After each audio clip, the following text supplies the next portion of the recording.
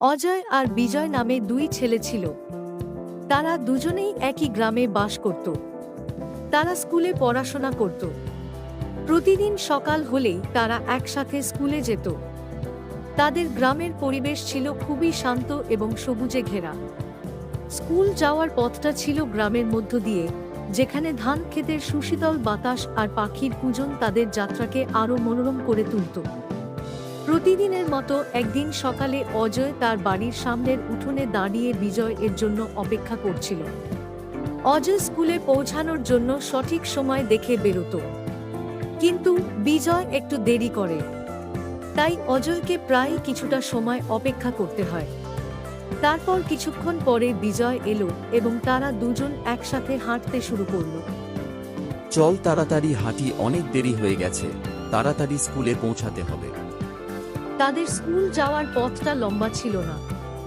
গ্রামের সবুজ মাঠ, নদীর পাশের রাস্তাটা আর গাছের ছায়ায় ঢাকা পায়ে হাঁটার পথ তাদের মনে আনন্দ এনে দিত।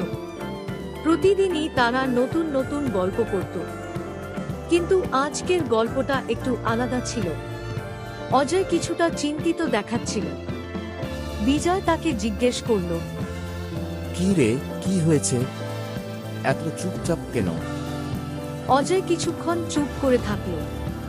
তারপর ধীরে ধীরে বলল, তোর কি কখনো মনে হয় আমরা যেভাবে চলছি সেটা কি ঠিক? বিজয় একটু অবাক হয়ে বলল, কেন? কি বলছিস? সব তো ঠিকঠাকই চলছে, হঠাৎ এমন কথা কেন বলছিস? অজয় বলল, আমি জানি না, কিন্তু মাঝে মাঝে মনে হয় আমরা শুধু পড়াশোনা করছি, কিন্তু সত্যিকার জীবনের জন্য প্রস্তুত হচ্ছি না। আমি চাই জীবনে কিছু এমন করি যাতে আমি নিজেকে গর্বিত বোধ করতে পারি। বিজয় একটু হাসল আর বলল, অভিনব চিন্তা করিস বটে, কিন্তু স্কুলে পড়াশোনাই তো আমাদের ভবিষ্যতের জন্য সবচেয়ে বড় প্রস্তুতি। আর আমরা যদি মনোযোগ দিয়ে পড়াশোনা করি তাহলে নিশ্চয়ই জীবনে সফল হতে পারব। অজয় মাথা নিচু করে বলল, হ্যাঁ জানি, কিন্তু পড়াশোনা ছাড়াও কি আমরা জীবনে অন্য কিছু করতে পারি না? যেমন ধর, আমাদের গ্রামের মানুষের জন্য কিছু করা যায় না? বিজয় এবার আর হাসল না। সে অজয়ের কথা শুনে গভীরভাবে চিন্তা করতে লাগল। তারা হেঁটে চলল, সামনে একটা ছোট্ট পুকুর কাছে এসে দাঁড়ালো। বিজয় বলল, তোর কথায় সত্যিই কিছু ভাবার মতো বিষয় আছে। আসলে আমরা যে শুধু নিজেদের নিয়েই ভাবছি সেটা ঠিক না। আমাদের সমাজের জন্য কিছু করা উচিত। কিন্তু কি করা যায়? এটা তো আমাদের ছোটবেলার গ্রাম। আমরা এখানকার মানুষদের চিনি, তাদের সমস্যাগুলোও জানি। আমাদের গ্রামে অনেকেই এখনো শিক্ষার আলো থেকে বঞ্চিত। আমি ভাবছিলাম, আমরা যদি গ্রামের ছোট ছোট বাচ্চাদের পড়ানোর ব্যবস্থা করতে পারি তাহলে তাদের অনেক উপকার হবে।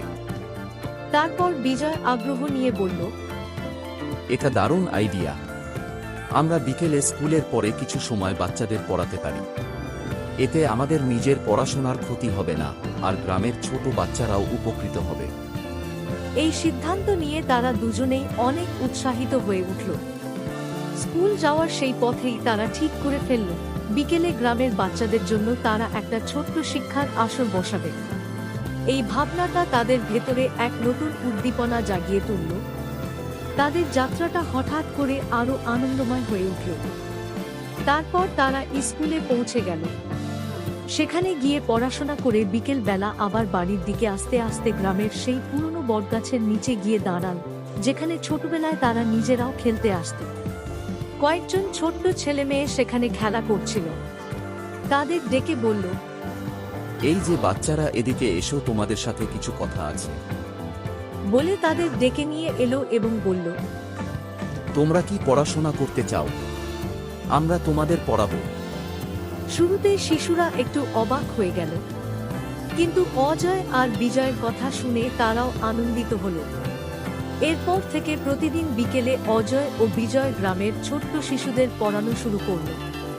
তারা একে একে বর্ণমালা শেখালো, সংখ্যার হিসাব শেখালো, এমনকি গ্রামের ইতিহাস নিয়েও গল্প করল। তারপর থেকে আরো অনেক বাচ্চারা আসতে শুরু করল। গ্রামের মানুষজন তাদের দুজনকে দেখে সবাই তাদের প্রশংসা করতে লাগলো। এই ছেলে দুটো দেখছি যে ভালোই কিছু করছে গ্রামের জন্য। এভাবে যদি এরা গ্রামের জন্য সাহায্য করে তাহলে ছোট ছোট বাচ্চারা ভালোভাবে পড়াশোনা শিখতে পারবে।